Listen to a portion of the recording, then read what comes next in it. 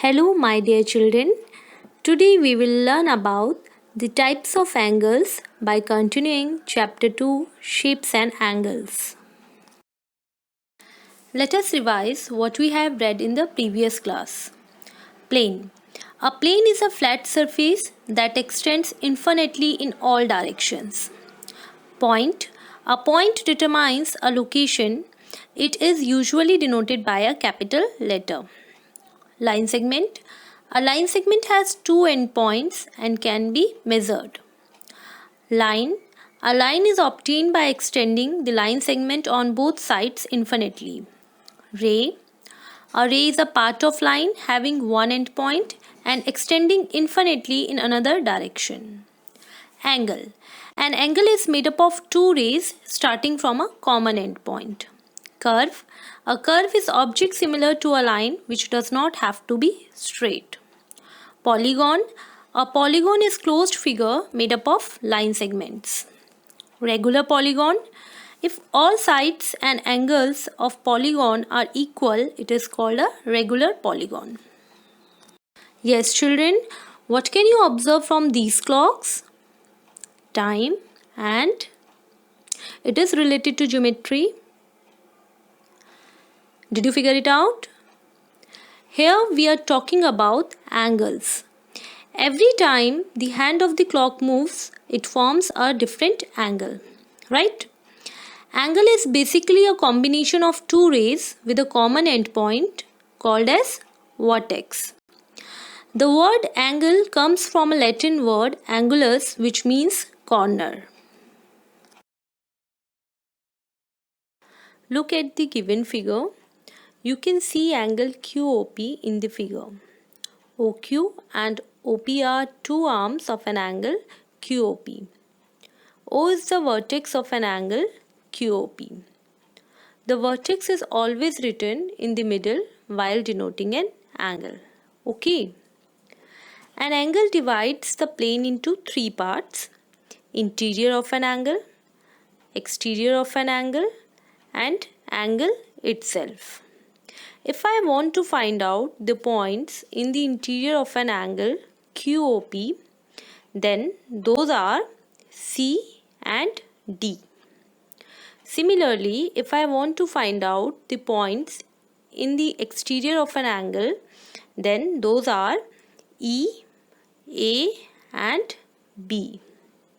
And points on the angle are Q, R, O and P.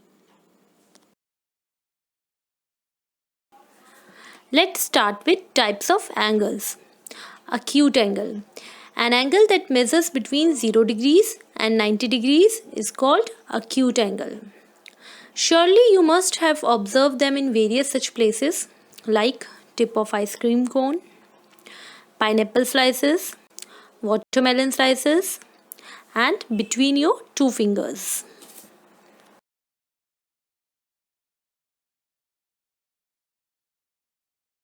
Right angle.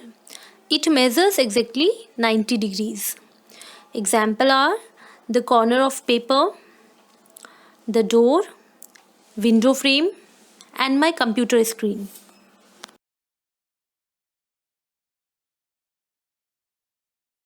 Obtuse angle. Measurement of obtuse angle lies between 90 degrees and 180 degrees. Example are, think of it as a reclined car seat and angle between the screen and the base of an open laptop. Anything beyond that perfect upright 90 degrees position till 180 degrees is obtuse. Straight angle. It measures exactly 180 degrees. Example is an angle formed by a straight line.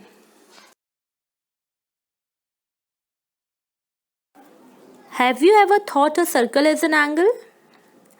Well, it's strange, but the measure of this angle is exactly 360 degrees, and we also call it as full angle. Reflex angle. A reflex angle is an angle that measures greater than 180 degrees and less than 360 degrees. Here, reflex of angle BOA is given to you, which is equal to 210 degrees. Okay. Suppose if I want to find out the corresponding angle of reflex angle, which is equal to BOA. Okay. Suppose if I want to find out the measurement of BOA, so how I am going to find out? We know the measurement of complete angle is equal to 360 degrees. Okay. And we know the measurement of reflex angle is equal to 210 degrees. So for finding out the measurement of corresponding angle, we can subtract 210 degrees from 360 degrees. When I do that, my answer is 150 degrees. So I can say the measurement of angle BOA is equal to 150 degrees. Complementary angles. Two angles are complementary when they add up to 90 degrees. They don't have to be next to each other, just so long as the total is 90 degrees. As you can see the example in the slide, 30 degrees plus 60 degrees is equal to 90 degrees. Similarly, when I add 67 degrees and 23 degrees, my answer is 90 degrees. Okay. Supplementary angles. Two angles are supplementary when they add up to 180 degrees. They don't have to be next to each other, just so long as the total is 180 degrees. As you can see in the example, 120 degrees plus 60 degrees will give you 180 degrees. Similarly, when we add 101 degrees and 79 degrees, my answer is 180 degrees. We know that hands of the clock move in a circle, and circle always contains 360 degrees. If I want to find out angle formed by hands of clock, then how I am going to do that? Since there are 12 divisions in the clock, each division mark as 360 divided by 12. Why 360 divided by 12? Because circle forms an angle of 360 degrees and 12 divisions are there in clock. So 360 divided by 12, which is equal to 30 degrees. Now I know an angle formed by hour hand and minute hand in 1 hour is equal to 30 degrees. So if I want to find an angle formed by hands of clock at 3 o'clock, then there are 3 divisions between hour hand and minute hand. So 3 into 30 is equal to 90 degrees. Similarly, at 8 o'clock, what is the angle formed by hands of the clock?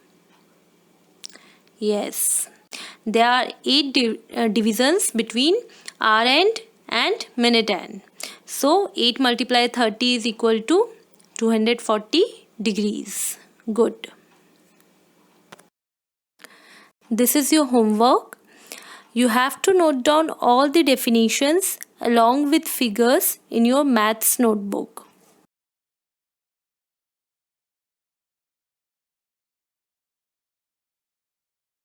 Thank you, children, and take care. Stay at your home and be safe.